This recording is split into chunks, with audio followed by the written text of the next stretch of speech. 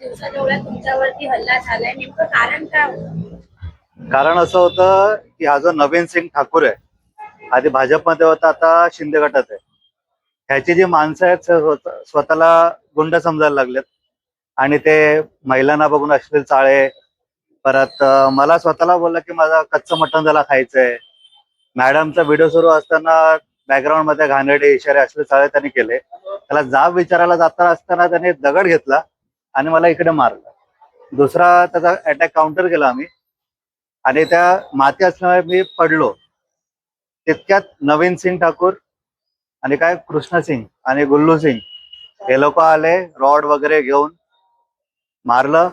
आणि त्याच्यानंतर ज्याला आता अटक केली आहे त्याने पोलिसांसमोर चॉपर घेतलेला मला मारायला. इतका मोठा चॉपर होता.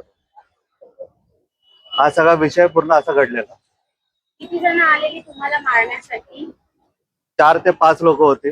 आणि पोलिसांनी आता किती जणांना अटक केली? एकालाच केलं, बाकीच्या अजून त्यांना माहिती नाही काय करतात. पोलिसांसमोर जर तुम्हाला चौकशी घेऊन मारण्यासाठी आले त्यावेळेला पोलिसांच्याकडनं काही प्रकारे आपल्याला वाचवण्यासाठी प्रकार केला करण्यात आलेला. जे बीट मार्शल आले त्यांनी मध्यस्थी केलेली. तिथपर्यंत तो माझ्या अंगावरती धावून आलेला. मी काउंटरसाठी रेडी होतो पण पोलिसांनी त्याला साईडला केलं. पण चॉपर हा नवीन सिंग ठाकूरच्या ऑफिसच्या जवळून त्यांनी उचलला होता. तर काय सांगाल स्वप्नील यांच्यावरती दिवसाढवळ्या रामदेव पार्क इथे हल्ला करण्यात आला, यावर आपलं काय? बघा, हे अतिशय आता जरा जास्त होत आहे. तर मला असं वाटतंय की या ठिकाणी दिवसाढवळ्याचं असे ते चॉप्परीपणाने जर रॉड बीड घेऊन मारायला लागले तर त्यांना काय युपी बिहार वाटलं की काय? त्यामुळे यांच्यावर कठोर कारवाई व्हायला पाहिजे. आणि असं ऐकण्यात आलं की एकनाथ शिंदे साहेबांच्या शिवसेनेमध्ये हे लोक आहेत आणि प्रताप सरनाईक साहेबांच्या संपर्कात असं त्यांना. तर मला वाटत नाही प्रताप सरनाईक साहेब यांना सपोर्ट करतील.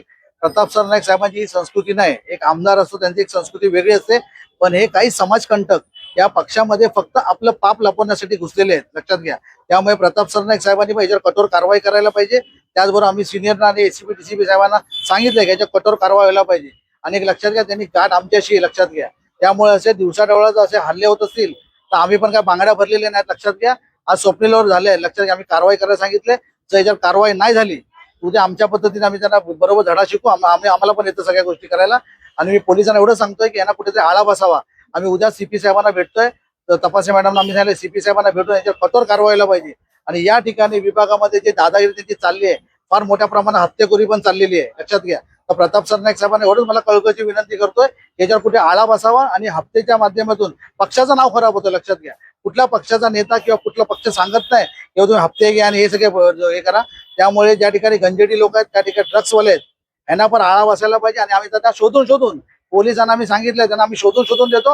याच्यावर कारवाई करायला पाहिजे. आणि मी सिनियर मॅडमना पण तेच सांगतोय, याच्यावर कठोर कारवाईला पाहिजे. या विभागामध्ये शांती राहायला पाहिजे.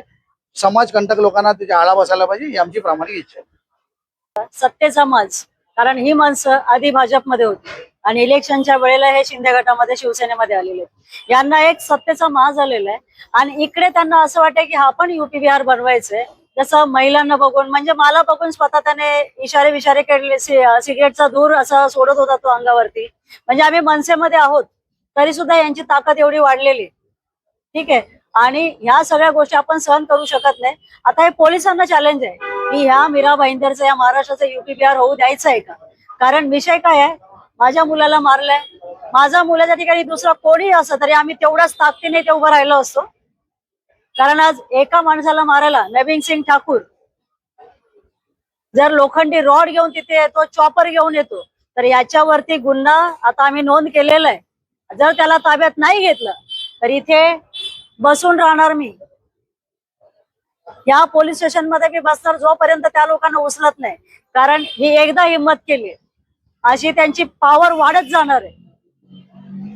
आणि जसं आमचे शहर अध्यक्ष बोलले, उद्या सीपी साहेबांना सुद्धा भेटणार, सरनाईक साहेबांना सुद्धा एक लेटर लेटर देणार. ही लोक तुमच्या पक्षाच्या नावाखाली दिवसाढवळ्या रॉड घेऊन फिरतायत, चॉपर घेऊन येत आहेत. मग शिवसेनेला पण पाहिजे का मीरा भाईंदर युपी बिहार झालेला? हवंय का? गेल्या हप्त्यातच हा विषय झालेला होता रामदेव पाकला. आणि आता परत त्याच स्पॉटला परत ही एवढी दादागिरी त्याच लोकांची, ह्याच लोकांची परत इथे दादागिरी. ही दादागिरी का सातत्याने होती? सर्वसामान्य माणूस तिथे राहतोय. तिथे हा नवीन सिंग ठाकूर सातत्याने चाय पे चर्चा करतो तिकडे न्यूजवाल्यांना बोलवून आणि तिथल्या स्थानिक लोकांना बोलवून की फेरीवाल्यांचा तुम्हाला त्रास होतो की नाही. मग यांनी जे अशी अवलादी पाळून ठेवलेले आहेत यांचा सर्वसामान्य महिलांना त्रास नाही का? आज महिलांना अश्लील इशारे करणे, उंगली करणं, जीभ बाहेर काढणं, हे जे इशारे नवीन सिंगच्या माणसाने केले आणि त्याला वाचवण्यासाठी हे रॉड चॉपर सगळं घेऊन आला हा नवीन सिंग. आता उद्या चाय पे चर्चा मी घेणार त्याच रामदेव पाकला आणि तुम्ही पत्रकारांनी यायचंय.